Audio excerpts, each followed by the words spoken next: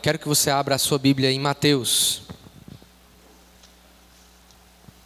Evangelho de Mateus, capítulo 26.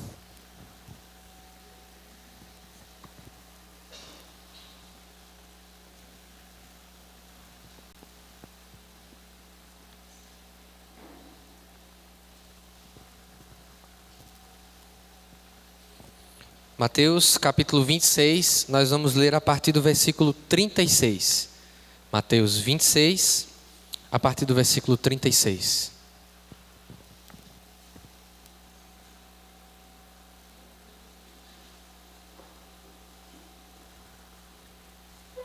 Quando você achar, dá um glória a Deus aí.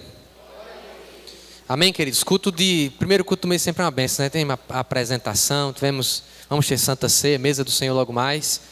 Mas ainda assim quero trazer uma breve reflexão aos nossos corações, que inauguram uma nova temática, né? Os irmãos que já têm congregado, têm acompanhado os últimos cultos domingos, sabem que nós temos pregado sobre amor. Pregamos os últimos 2 meses sobre amor, sobre a vida em comunhão, sobre a necessidade de caminhar uns com os outros como igreja e o significado da comunhão e do amor do ponto de vista da palavra do Senhor.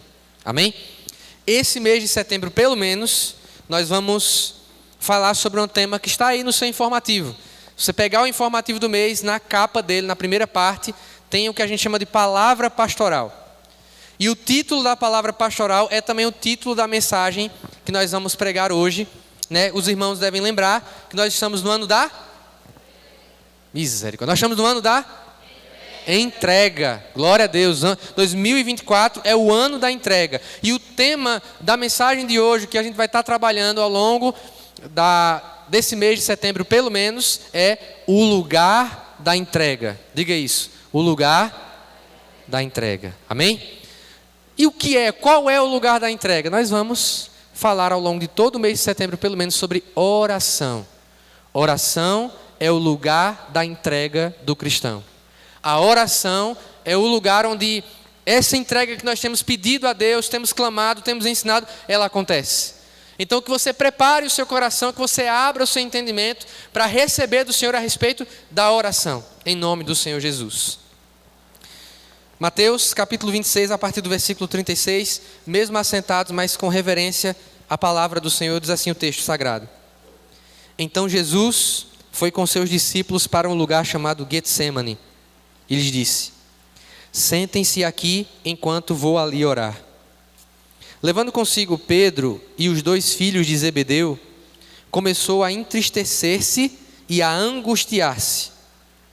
Disse-lhes então: a minha alma está profundamente triste, numa tristeza mortal. Fiquem aqui e vigiem comigo. Indo um pouco mais adiante, prostrou-se com o rosto em terra e orou: meu Pai, se for possível, afasta de mim este cálice. Contudo, não seja como eu quero, mas sim como tu queres. Depois, voltou aos seus discípulos e os encontrou dormindo. Vocês não puderam vigiar comigo nem por 1 hora? Perguntou ele a Pedro. Vigiem e orem, para que não caiam em tentação. O espírito está pronto, mas a carne é fraca. E retirou-se outra vez para orar. Meu Pai, se não for possível afastar de mim este cálice sem que eu o beba, faça-se a tua vontade. Quando voltou de novo, os encontrou dormindo, porque seus olhos estavam pesados. Então os deixou novamente e orou pela 3ª vez, dizendo as mesmas palavras. Depois voltou aos discípulos e lhes disse: vocês ainda dormem e descansam? Chegou a hora. Eis que o Filho do Homem está sendo entregue nas mãos de pecadores. Levantem-se e vamos. Aí vem aquele que me trai. Ore comigo nessa manhã. Senhor, nós queremos te agradecer pela tua palavra, te agradecer, ó Deus, pela oportunidade que nós temos, ó Deus, diante do Senhor, de conhecer um pouco mais esse lugar da entrega, de entender um pouco mais do que é esse lugar da entrega. Deus, essa manhã, ó Deus, nos desafia através da Tua palavra e do exemplo do nosso Mestre. Se Deus, temos tido alguma dificuldade de entregar alguma área da nossa vida ao Senhor, que a oração represente esse lugar de entrega a partir de hoje para nós. Esse lugar de dependência, esse lugar de morte do nosso eu, esse lugar, ó Deus, de abandonar qualquer pretensão de fazer a nossa vontade e abraçar a vontade do Senhor. É isso que nós te pedimos, ó Pai, já agradecidos, em nome do Senhor Jesus. Amém. Queridos, eu quero começar essa palavra dizendo para você que naquilo que diz respeito à salvação, ao plano de Deus, de resgatar aquele que está perdido e de salvar aquele que está perdido em seus pecados, esta oração: Pai, se não for possível afastar de mim esse cálice, seja feita a tua vontade. Esta oração é a oração mais importante da história. Do ponto de vista daquilo que diz respeito à nossa salvação, ao perdão dos nossos pecados, que nós relembramos aqui quando participamos da mesa do Senhor, esta oração é a oração mais importante da história. Meus irmãos, nós sabemos que Jesus Cristo, Ele venceu os principados, as potestades, Ele foi vitorioso contra o pecado na crucificação e também na ressurreição. Mas essa vitória, ela foi obtida em certo modo, neste momento aqui que Jesus vivenciou. Nós cremos em uma doutrina que está muito clara nas Escrituras, que se chama união hipostática. Vou explicar isso. Das duas naturezas de Cristo. Pastor, o que é isso? A união hipostática das duas naturezas de Cristo significa que Jesus era verdadeiramente Deus e verdadeiramente homem. Talvez você tenha ouvido alguém dizer que Jesus era 100% Deus, 100% homem. Já ouviu isso? Essa frase não dá conta de explicar essa doutrina. Talvez você já tenha ouvido que Jesus era totalmente Deus e totalmente homem.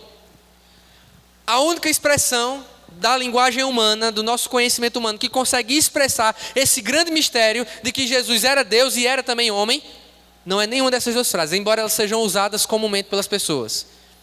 A forma mais correta de você expressar o fato de que Jesus era Deus e era homem, e essas coisas não se confundiam, é você dizer que Jesus era verdadeiro Deus e verdadeiro homem. Aqui Jesus, ele vislumbra de um modo terrível, tão terrível que Lucas, o Evangelho de Lucas, ao contar esse fato, ao relatar esse fato, essa passagem do Getsemane, ela é narrada por Mateus, que acabamos de ler, Marcos e Lucas. Lucas, ele traz um detalhe que os outros dois evangelistas não trazem. Lucas, ele diz que enquanto Jesus orava, a sua angústia era tamanha, a pressão, a ansiedade, a angústia de alma de Jesus aqui era tão grande, que ele chegou a suar sangue, gotas de sangue caíam da sua face. Aqueles que procuram explicar esse fenômeno dizem que é preciso que o homem, o ser humano, esteja num estado tamanho de agonia para que os capilares mais finos que estão na primeira parte da nossa epiderme se rompam, que foi o que aconteceu com Jesus. Tal era a pressão que ele sofria naquele momento. Ele olhava para o seu sacrifício, para o cálice que ele precisava beber, que não era apenas físico, meus irmãos. Quando nós assistimos os filmes da Paixão de Cristo, nós contemplamos apenas o aspecto físico, mas pense no peso, no fardo espiritual que Jesus estava prestes a carregar. Pense em bilhões, talvez trilhões, e muito mais do que isso, de pecados que estavam sobre ele, porque só nós, a nossa geração, são quase 8 bilhões de pessoas no mundo, pecando diuturnamente, e todos esses pecados, como foi dito aqui, durante o louvor, foi mencionado Isaías 53, o castigo que nos traz a paz, estava sobre ele. Pense em cada pecado que já aconteceu na história da humanidade. Jesus está diante desse fardo. Jesus está diante desse peso. que deveria estar sobre os nossos ombros. Ele sabe do sofrimento que vai muito além das bofetadas, dos chicotes, da coroa de espinhos, dos açoites. Outras pessoas eram crucificadas naquela época, mas nenhuma como Jesus foi.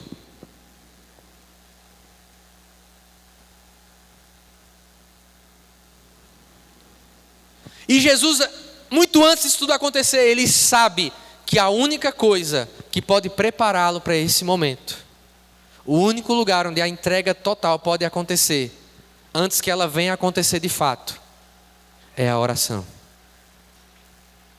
Há muitas frases que procuram definir o que é a oração para uma igreja, o que é a oração para o cristão. Eu gosto de uma que diz que a oração, ela é o pulmão da vida da igreja. Que a nossa respiração como igreja, ela funciona ou deixa de funcionar à medida que a igreja ora ou não ora.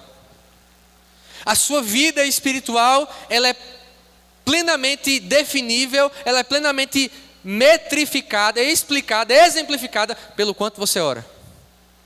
Nós sabemos que alguém é de fato espiritual quando ora ou quando não ora.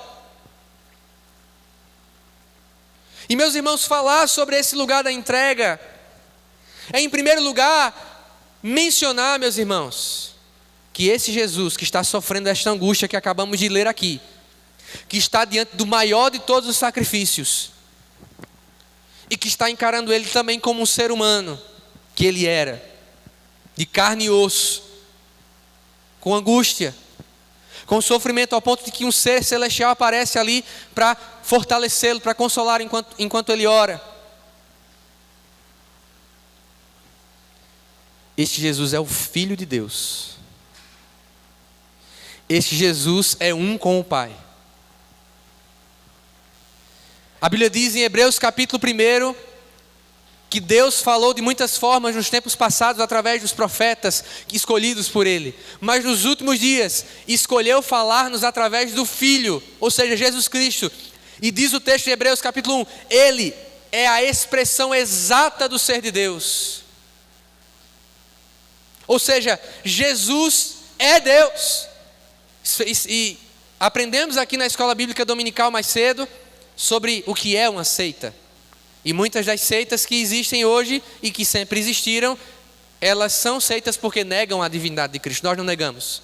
A verdadeira fé, ela afirma que Jesus é muito mais do que um profeta, muito mais do que um mestre, muito mais do que um cara bacana. Jesus é Deus, porque assim ele falou: antes que Abraão existisse, eu sou. Lá está no Evangelho de João. Ele é a expressão exata do ser de Deus. Agora, meu irmão, pergunto para você, se Cristo, que experimentava desde a eternidade uma comunhão plena com Deus, com o Espírito Santo, a terceira pessoa da Trindade, Ele que conhece o coração de Deus, Ele que atendeu ao propósito divino, Ele que falava aos mares e ao vento e para se calarem se calavam, Ele que ressuscitava mortos, Ele que quando falava a enfermidade era repreendida, Ele que expulsou demônios, mesmo uma legião de demônios. Esse Jesus, Ele não abriu mão da oração. Não é apenas essa passagem que menciona Jesus orando. A Bíblia diz que Jesus se retirava para lugares solitários. Muitas vezes alta madrugada era encontrado orando. Muitas vezes encontrado orando pelos seus próprios discípulos. A oração do Pai Nosso, que é também muitas vezes chamada de oração dominical, ela vem à tona quando os discípulos veem Jesus orando e dizem: Senhor, ensina-nos a orar.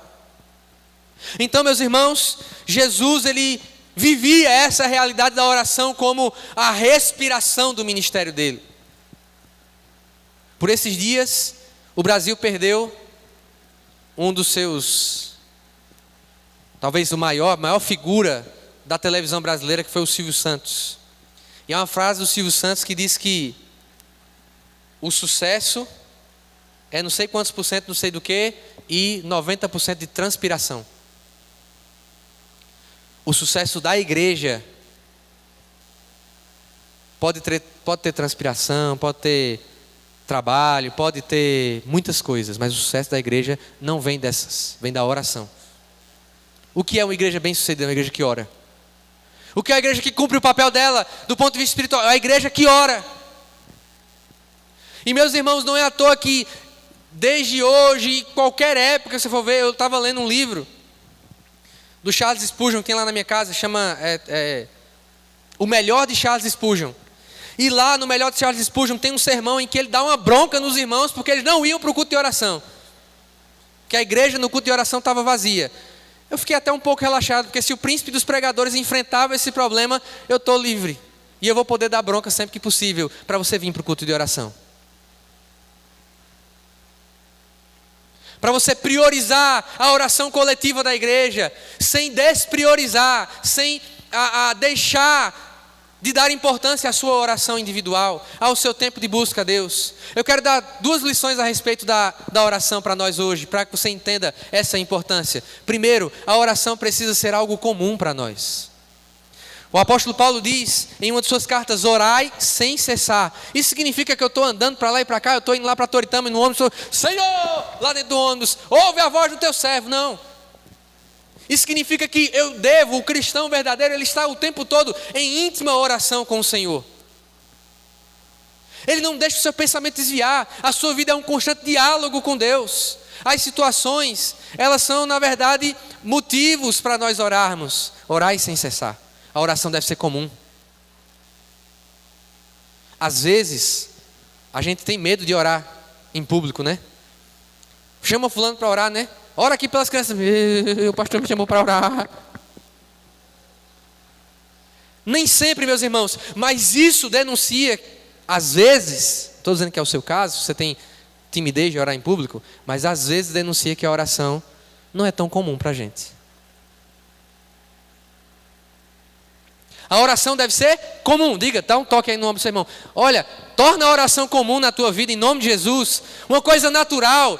Se a oração é a respiração do crente, ela deve ser natural, ela deve ser espontânea, ela deve fazer parte do dia a dia. A gente ora lavando os pratos, a gente ora dirigindo, a gente ora, no meu caso, com bastante cuidado, porque se eu falar qualquer coisa dirigindo, ainda sou aprendiz. Mas ora dirigindo também. A gente ora quando está na praia, a gente ora quando está no campo, a gente ora quando está em casa, a gente ora quando está na igreja. A nossa vida, ela deve ser assim como a vida do nosso mestre, uma oração que anda.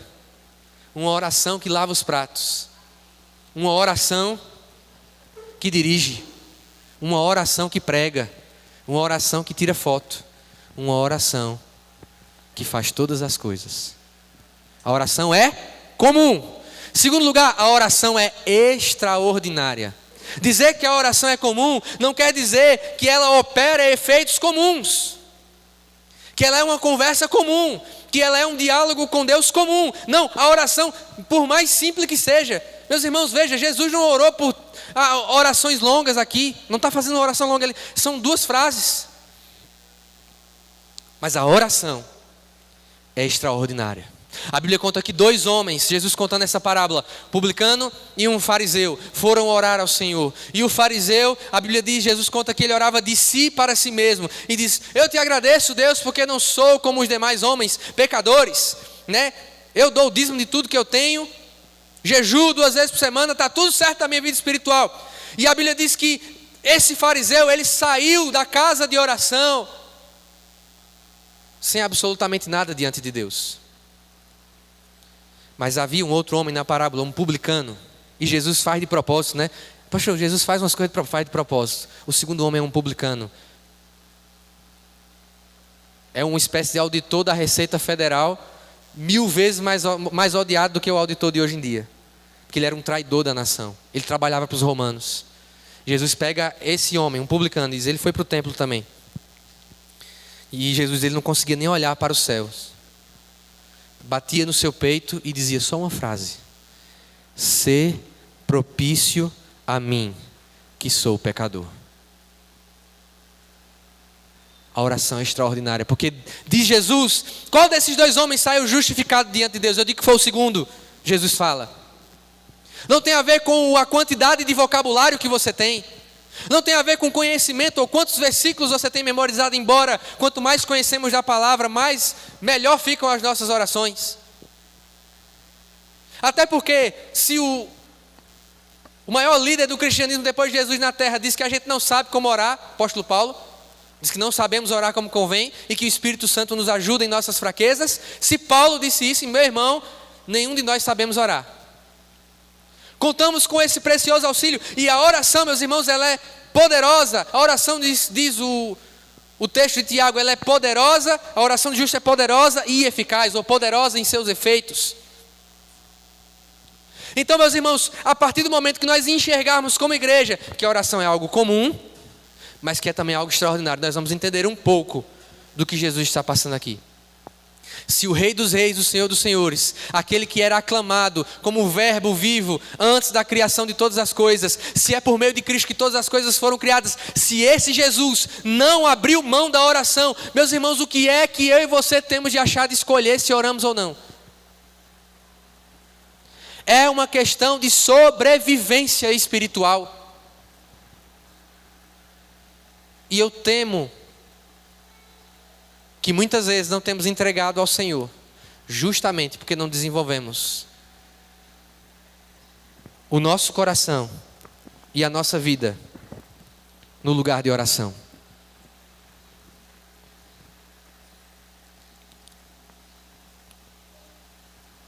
Diga para o irmão, para a irmã que está do seu lado: se você tem algo ainda a dar a Deus, o lugar em que isso vai acontecer é a oração.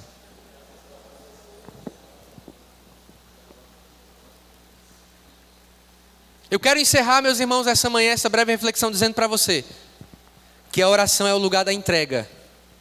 Porque é somente, tão somente na oração, que a vontade de Deus se alinha com a nossa. A oração não é para Deus atender um pedido que eu tenho. Tem gente que só a graça de Deus quando vai orar. Pede.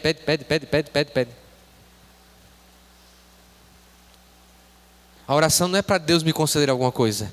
A oração, ela alinha o meu coração com a vontade de Deus. Um dos textos que nós vamos pregar fala sobre isso. Fala que muitas vezes nós não temos porque não pedimos. Mas quando pedimos, pedimos pelos motivos errados. O que é isso? É o coração desalinhado com a vontade de Deus. A oração, meus irmãos, não é um instrumento da nossa vontade ser feita.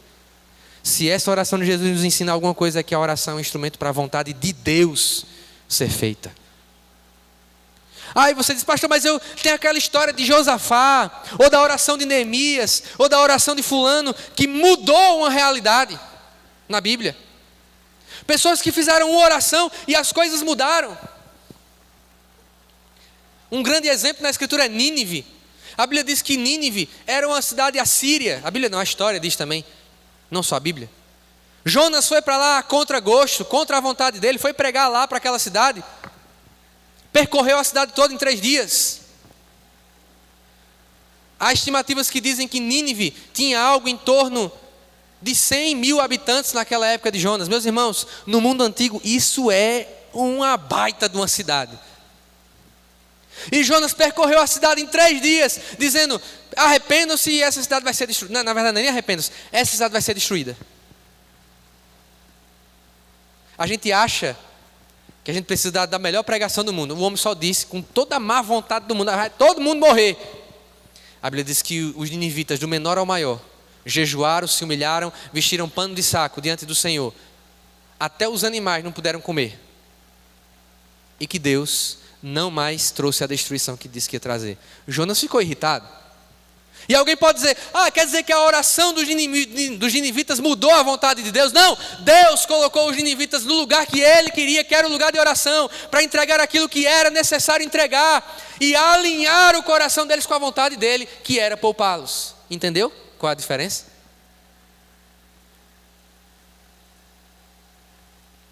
Quando nós falamos que a oração muda o agir de Deus, na verdade, a oração nos muda para colocar a gente onde Deus está fazendo, naquilo que Deus quer, naquilo que Deus está trabalhando, naquilo que Deus está fazendo. E é por isso que a gente foge dela, porque geralmente, e é por isso que a oração é o lugar da entrega também, geralmente o que a gente quer é a nossa vontade.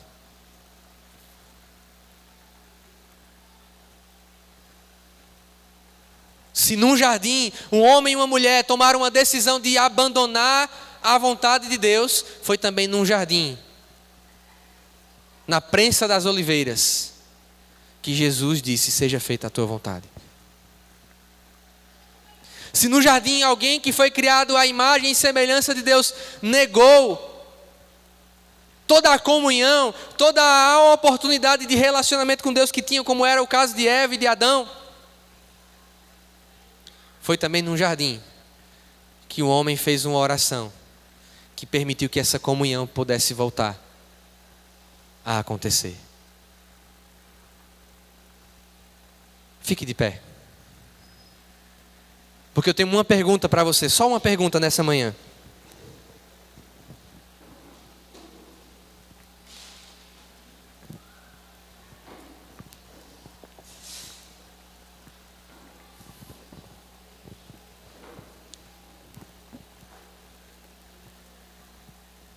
Há apenas dois grupos aqui. Aquele que orou, que vigiou. Aquele que foi capaz de resistir à tentação pela oração, Jesus Cristo. E aqueles que dormiram. Aqueles que cochilaram. Aqueles que não entenderam que o que estava prestes a acontecer era espiritual. A igreja ora porque ela entende que a tarefa dela não acontece no mundo humano. Queridos, nossa batalha não é contra seres humanos. A nossa luta é contra potestades, principados, autoridades nas regiões celestiais, inimigos espirituais da fé cristã. Quando a gente canta o nosso general é Cristo, seguimos os seus, nenhum inimigo nos resistirá, a gente está falando deles. De que as portas do inferno, elas não prevalecem contra o avanço da igreja, mas o avanço da igreja só é possível através da oração.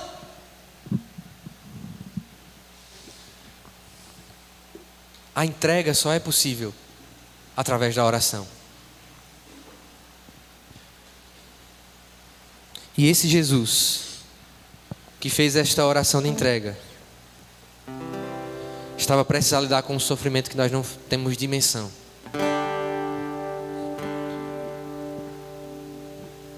Só entrega quem ora, só ama quem também ora.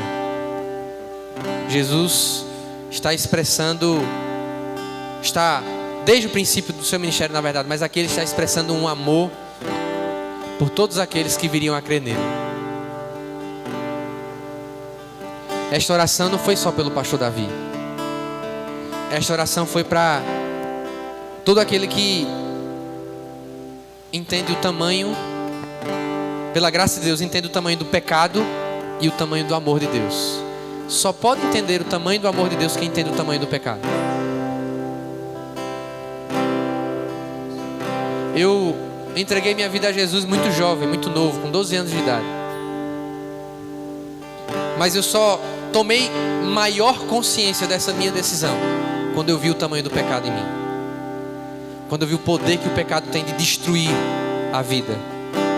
Como dissemos ontem aqui na JNI, o único capaz de libertar do pecado é Jesus Cristo. O único capaz de libertar de uma vida infrutífera é Jesus Cristo. O único que pode trazer transformação real ao coração é Jesus Cristo. É Jesus Cristo. Ele, como dissemos, é a expressão exata do ser de Deus. Ele é o único caminho, verdade e a vida. E por isso que ele disse: se o Filho, se Jesus, esse Filho, vos libertar, vocês verdadeiramente serão livres. De modo que a mesa que nós iremos participar agora é a mesa da liberdade. É a mesa da salvação. É a mesa da graça daqueles que foram alcançados. Nessa manhã, eu quero lembrar a você de que Cristo teve que suportar o inferno para salvar pessoas do inferno. Jesus, mais do que ninguém, sabe da realidade do inferno, porque ele suportou a ira de Deus, que será a regra do inferno. Qual é a regra do inferno? A ira de Deus sendo derramada sobre aqueles que não creram. Jesus suportou tudo isso antecipadamente para proporcionar salvação. Como diz o texto, do apóstolo Paulo: nele temos a redenção, a saber, o perdão dos nossos pecados. Nessa manhã, eu quero orar com você, mas quero que você tenha a oportunidade, se você que está aqui hoje nessa manhã nunca tomou uma decisão por Cristo Jesus, não conhece essa graça,